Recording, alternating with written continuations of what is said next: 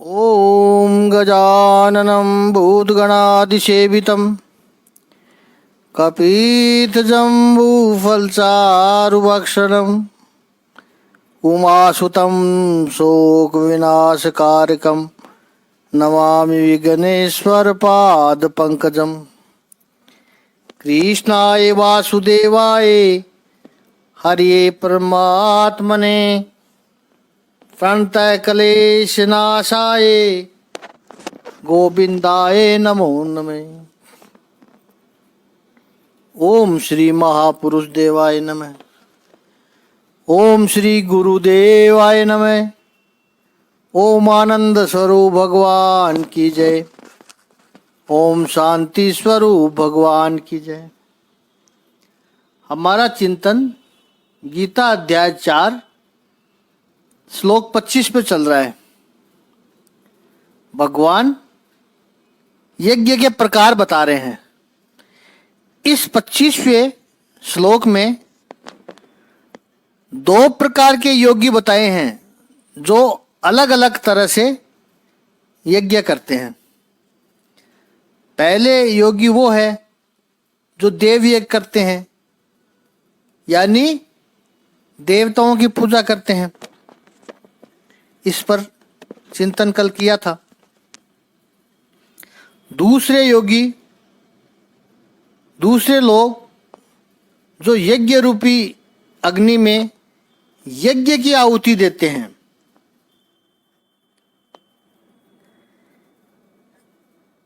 अपने आप को आह्वान करते हैं, अहंकार का विसर्जनकरण करते हैं। एक सूत्र बड़ा अच्छा है, इसको महापुरुष बता रहे हैं कि कुछ लोग यज्ञ को धंधा बना लेते हैं। बड़े बड़े यज्ञ करेंगे, उसके नाम से बड़ा बड़ा चंदा इकट्ठा करेंगे, यज्ञ को धंधा बनाते हैं। सच पूछो तो धंधा को यज्ञ बनाओ तो जीवन श्रेष्ठ होगा। शुभ अशुभ सबकी आहुति दे करके फिर जब जन्म मरण के चक्रों में से जब व्यक्ति मुक्त हो जाए, जिस यज्ञ में किसी न किसी फल की अभिलाषा हो, वो यज्ञ देव निर्माण करता है। देव यानी प्रारब्ध, फल निर्माण करता है। और जिस यज्ञ में फल की अभिलाषा न हो, बल्कि अपने अहंकार की आहुति हो, वो यज्ञ व्यक्ति को देवीय बनाता है।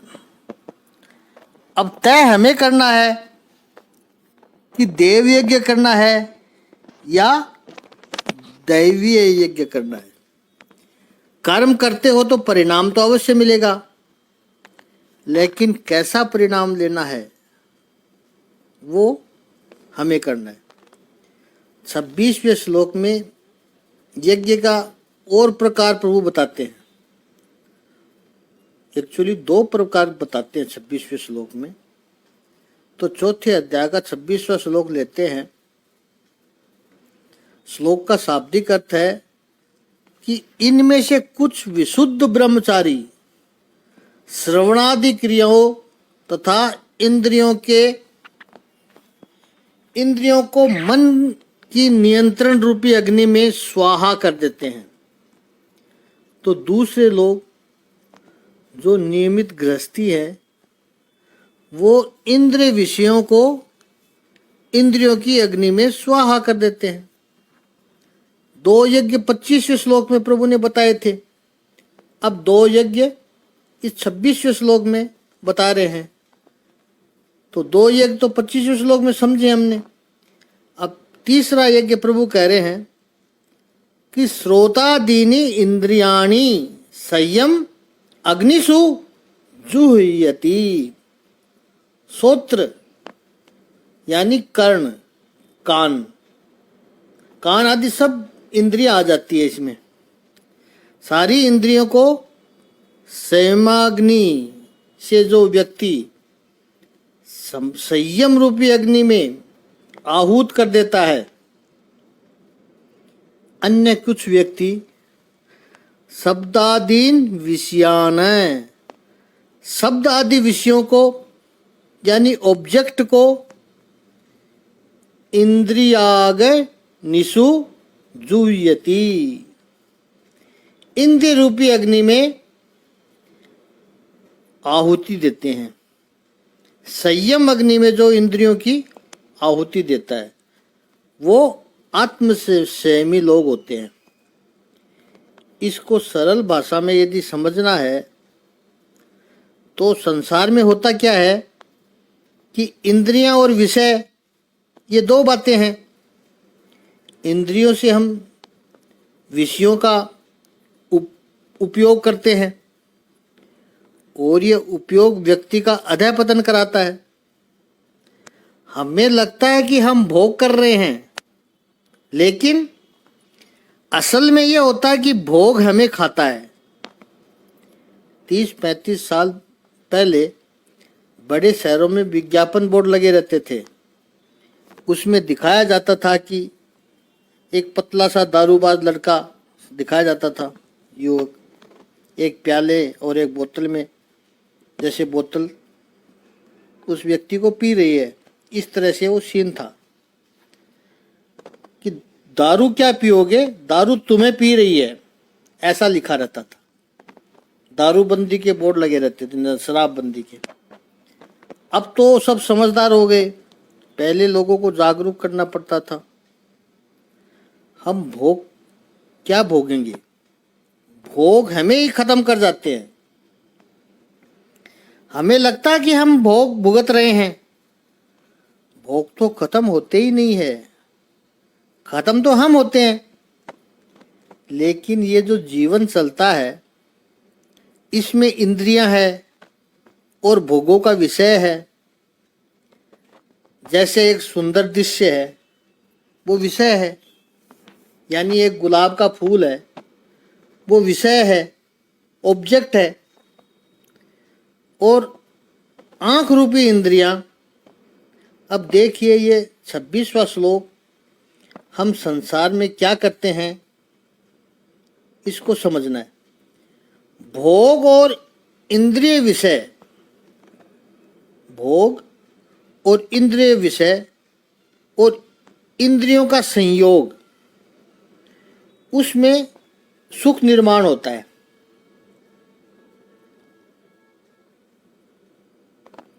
अच्छा लगता है तो बार बार वो करते हैं।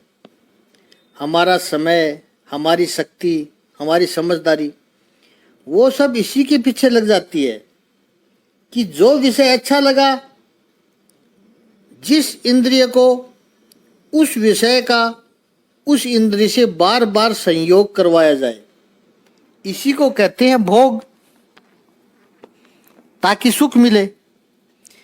योगी क्या करते हैं, श्रोत्रादीनि इंद्रियाणि संयम आग्नि से संयम आग्निषु जुह्यति, वे इंद्रियों को संयम रूपी अग्नि में आहूत करते हैं, आहुति देते हैं। यानी इंद्रियों के ऊपर संयम स्थापित करते हैं। जो इंद्रियों का संयम करते हैं वो योगी है। अब संयम किसे कहते हैं? वेदांत की परिभाषा में इंद्रियों को आहूत करते हैं, वो इंद्रियों को वास्तव में अग्नि में नहीं डालते हैं, उनको जलाते नहीं हैं, नहीं तो जल जाएंगे सब हाथ पैर। वो इंद्रियों का संयम करते हैं। इंद्रियां स्वभाव से बहिर्मुखी है, इंद्रियों का काम ही ऐसा है। इंद्रियां हमेशा विषयों की ओर जाएगी, जहां भी उसको आकर्षण लगेगा इंद्रियां उसकी ओर जाएगी। आंखों को जो दृश्य सुंदर लगा, आंख उधर की ओर जाएगी। कान को जो शब्द सुंदर लगा, कान उधर जाएंगे। जीभ को जो स्वाद अच्छा लगा तो रसना उधर जाएगी। ऐसे ही नाक और चमड़ी यानी स्पर्श इंद्रियों का होता है। ये इंद्रियों का स्वभाव है। तो इंद्रियों को हमने क्या अभ्यास करवाया है कि वो बाहर की ओर जाना। इन सब इंद्रियों को संयमित करके अपने वश में कर लेना, ये पहले प्रकार की योगी है। और दूसरे प्रकार के क्या है? शब्द आदि विषयों को इंद्रिय रूपी अग्नि में आहूत देते हैं। पहले प्रकार के योगी, पहले प्रकार के अर्थात इस 26वें श्लोक में 2 प्रकार के जो योगी बताए हैं, उनमें पहले प्रकार के इंद्रियों का वो संयम करते हैं, इंद्रियों को विषय की ओर जाने से रोक लेते हैं। ये 26वें श्लोक में 2 प्रकार के योगी बताए, उनके बाद 2 प्रकार के योगी 25वें श्लोक में भी बताए थे। तो ये 4 प्रकार के योगी हो गए इनको मिला के। तो ये उनका यज्ञ है। आंख को विषयों की तरफ जाने से रोक लेना, संयम करना। आंख कहेगी मुझे गुलाब का पुष्प देखना है, अच्छा लगता है, तो वो कहेंगे नहीं देखना तुझे। या फिर संयम का दूसरा अर्थ है कि चलो 2 क्षण के लिए देख लो। जैसे जैसे सौंदर्य से आसक्ति निर्माण हुई, वैसे ही जैसे घोड़े की लगाम खींचकर वापस ले आते हैं, ऐसे ही संयम रूपी लगाम से वापस ले आओ। नहीं देखना है तुझे, देख लिया बहुत, बस। वो इंद्रियों को ही विषयों में जाने से रोक लेते हैं। ये एक प्रकार के योगी है। और दूसरे प्रकार के योगी क्या करते हैं? ठीक है, हे आंख, तुझे ये दृश्य रूपी विषय अच्छा लगता है? हाँ, लगता है। तो ये विषयों की आहुति इंद्रियों में दे देते हैं। इसका अर्थ है कि विषयों को ही पवित्र बना देते हैं, विषय में पवित्रता का आह्वान करते हैं। आपको पता है कि जब आप यज्ञ में आहूत देते हो तो पहले वो यज्ञ की जगह साफ कर लेते हो, कहीं कोई कीड़ा मकोड़ा वहाँ न हो। सबको पता है ये कि यज्ञ में वेजिटेबल घी नहीं चलता है। आधा किलो घी लगेगा, वो शुद्ध हो, गाय का घी हो।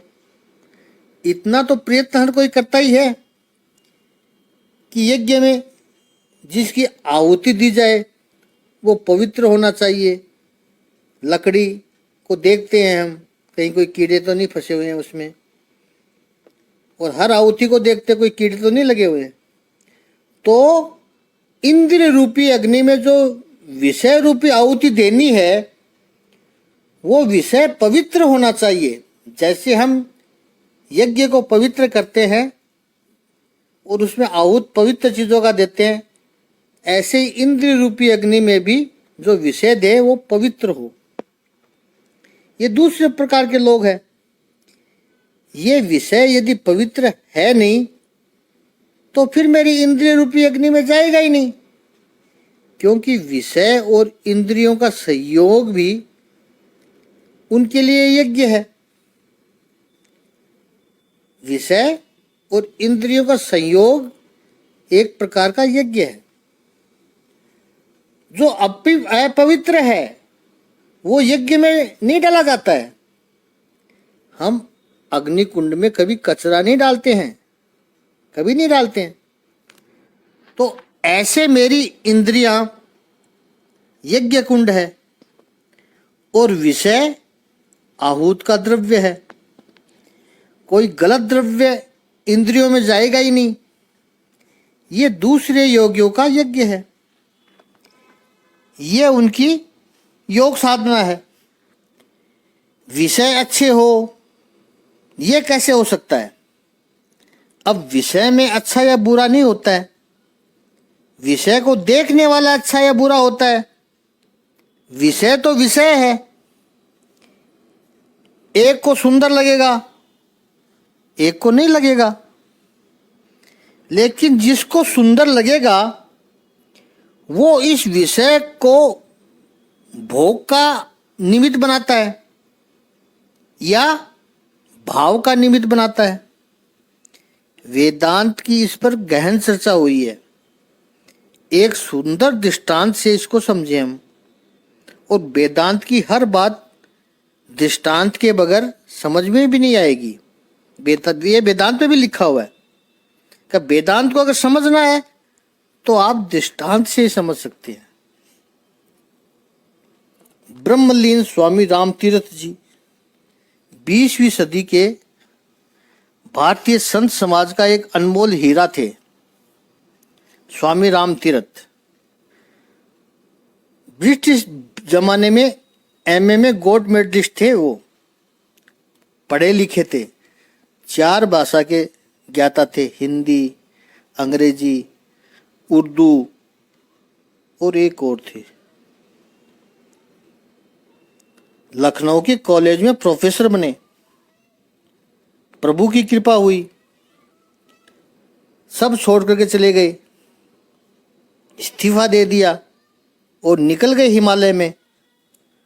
और उस समय हिमालय में ऐसे तपस्वी महापुरुष थे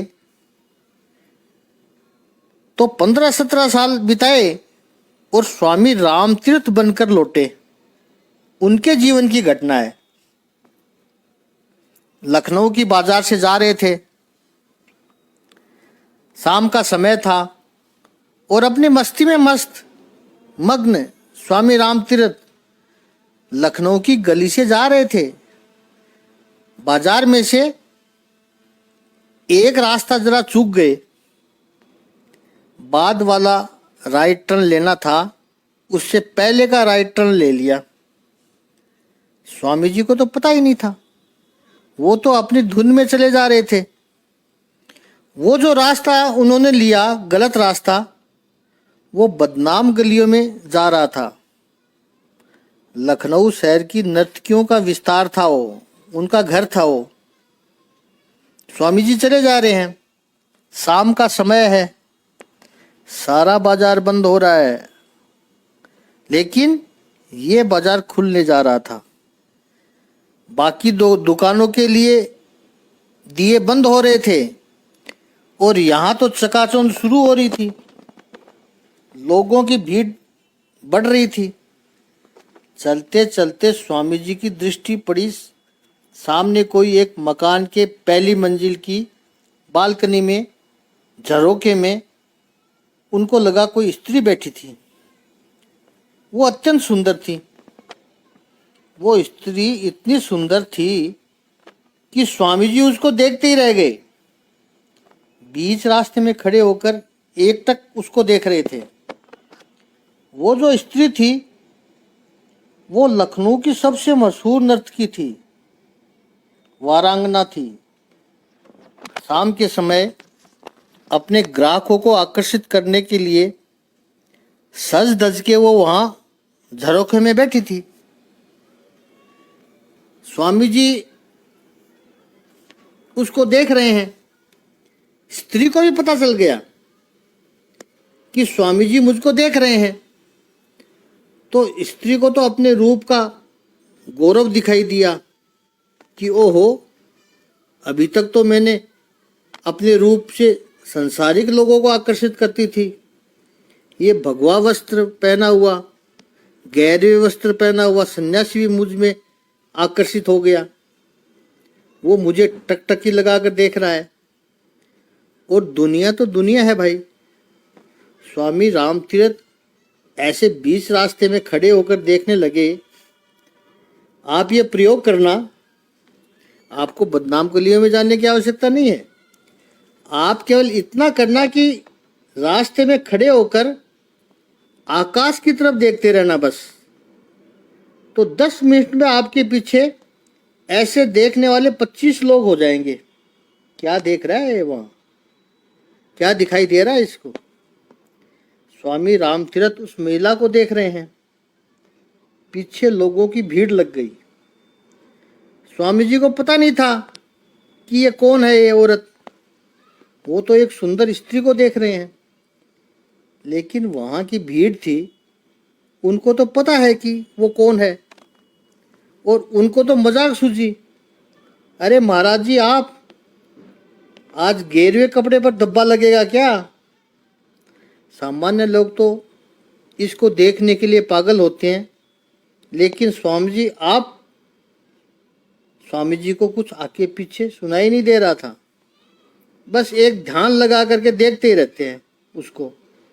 20-25 मिनट हो गए। उस महिला को एक शेर याद आया। उसने उसी वक्त शेर बनाया।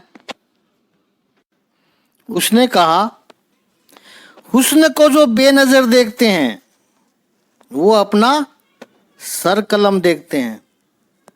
यानी सौंदर्य को, यानी मुझे बुरी नजर से देखते हो महात्मा, सर कट जाएगा। पता है तुम्हें?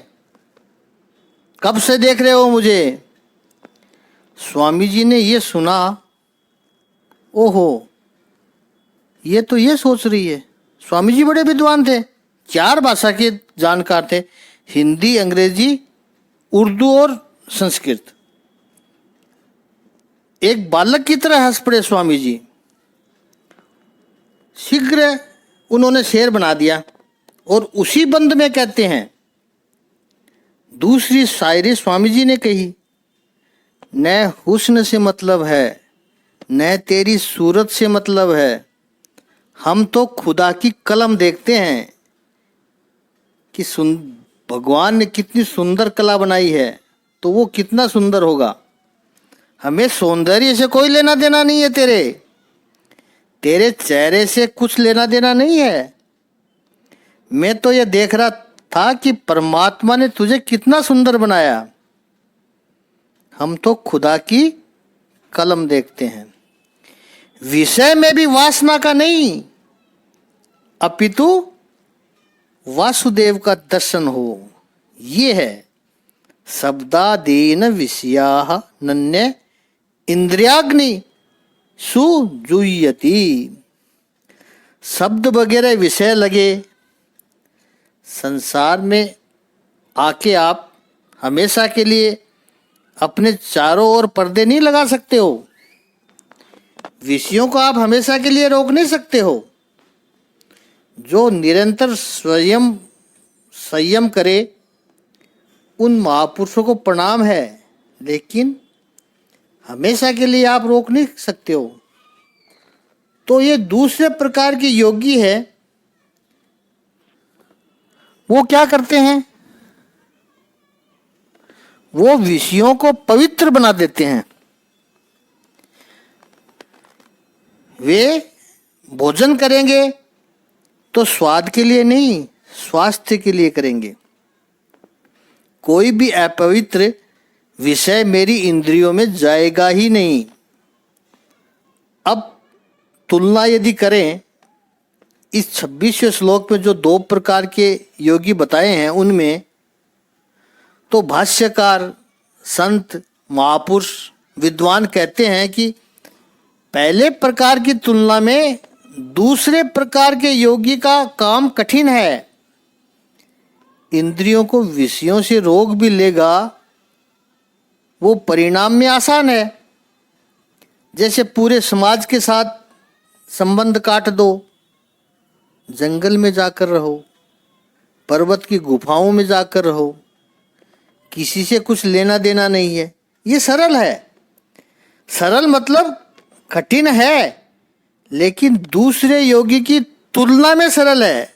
वैसे तो कठिन है। तो सामने 36 प्रकार के पकवान है और इंद्रियों को कहना संयम रख, ये कठिन है। विषयों का इंद्रियों से संबंध बना करके उसमें संयम रखना कठिन है।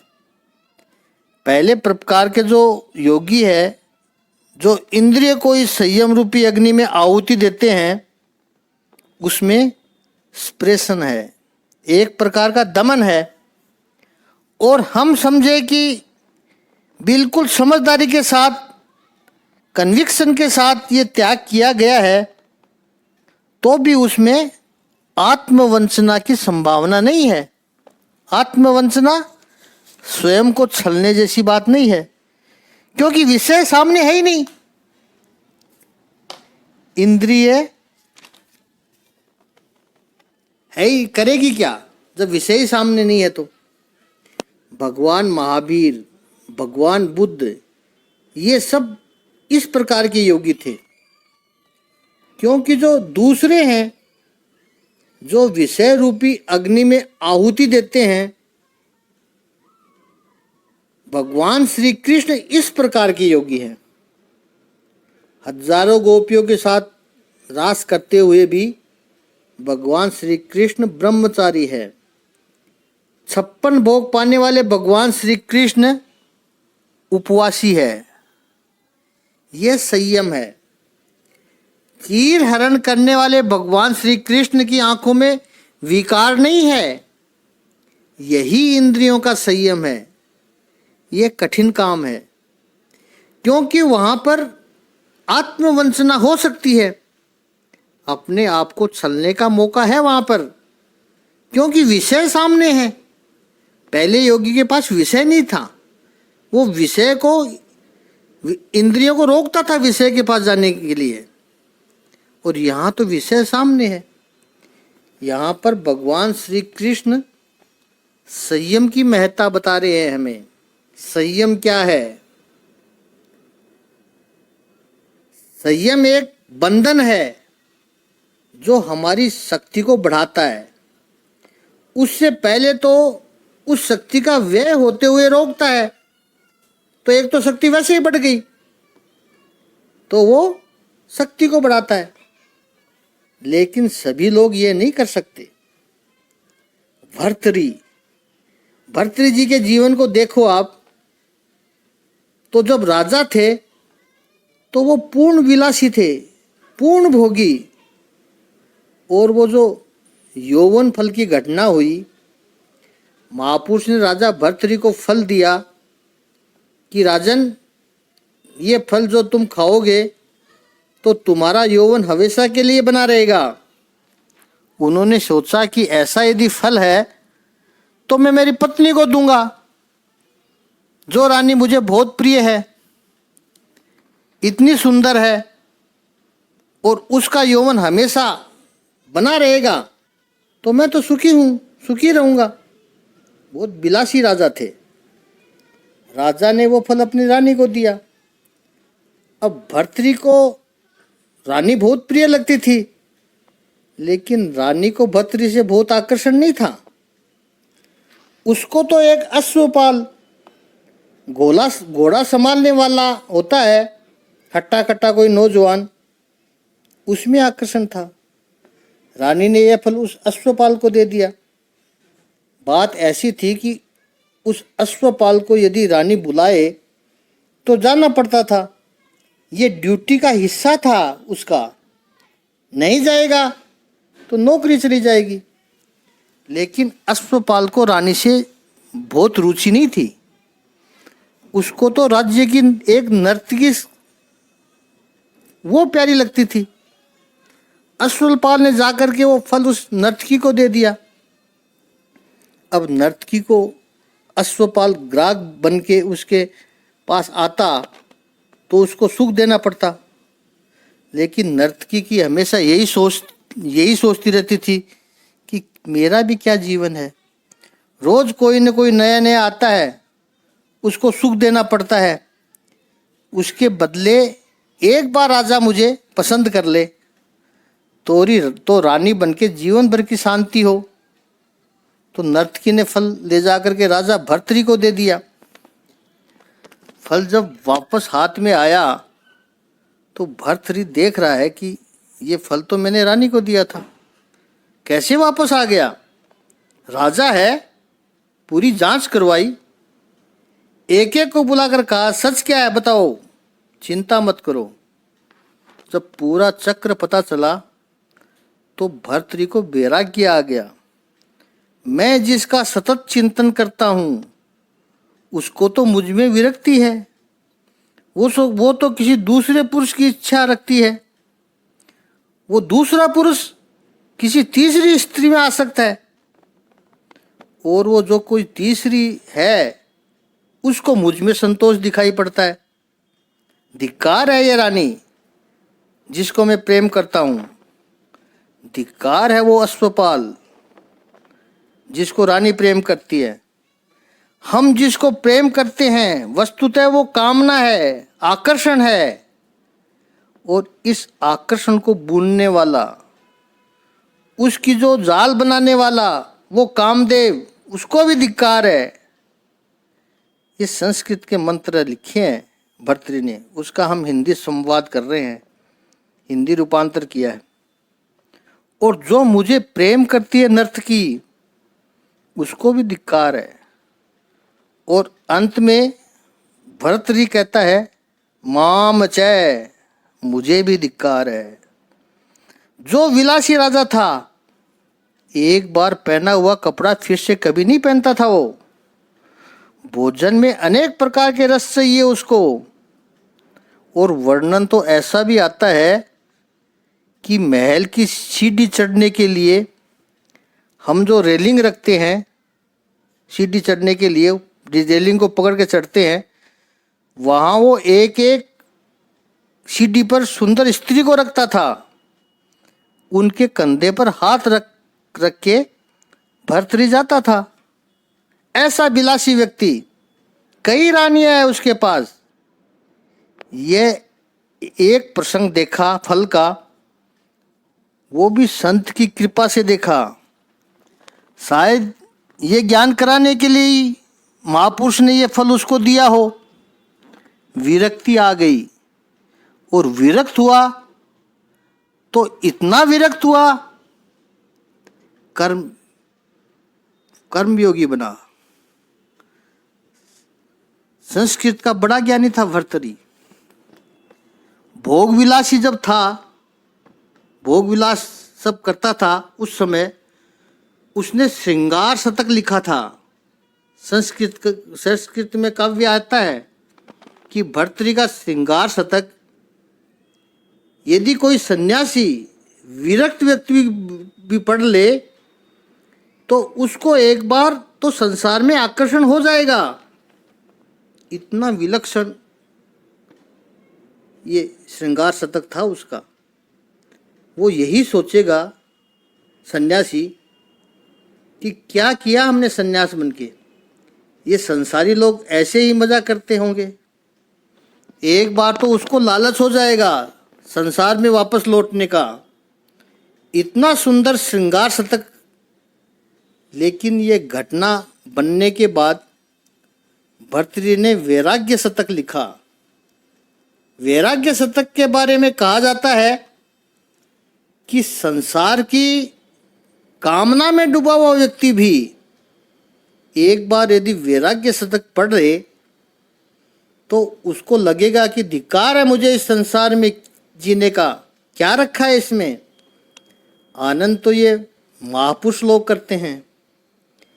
इन दोनों स्ट्रीम पर जब भर्तृहरि रहा तो कुछ समय के बाद भर्तृहरि को पता चला कि जीवन तो अत्यंत श्रृंगार से नहीं जिया जा सकता है, और न ही अत्यंत विरक्ति से जिया जा सकता है।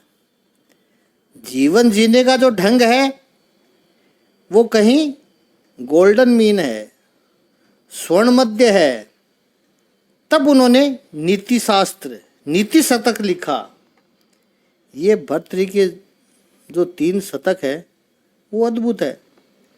कहने का आशय, अत्यंत भोग से व्यक्ति स्थिर बनता है, लंपट बनता है, क्योंकि भोग के पीछे तो शब्द प्रयोग करें, अगर सपट शब्द प्रयोग करते हैं ताकि आपको समझ आ जाए और अधिक ना समझना पड़े हमें। जैसे वो श्वान अपना पूंछ हिलाता हुआ इधर उधर भागता है, श्वान यानी कुत्ता, वैसे ही भोग वाला व्यक्ति तो ऐसा है, श्वान की तरह है। पूंछ हिलाते उलाते जहां आकर्षण होगा उधर भागा, फिर जीभ हिला निकाल कर पूंछ हिलाकर और दूसरा आकर्षण मिला, उधर भागेगा। शुरू हो गया भोग के पीछे पड़ा हुआ। तो भोग के पीछे पड़ा हुआ व्यक्ति लंपट बनता है और अति त्याग मनुष्य को शुष्क बना देता है। ये भर्तृहरि के शब्द थे। आगे का चिंतन कल करेंगे।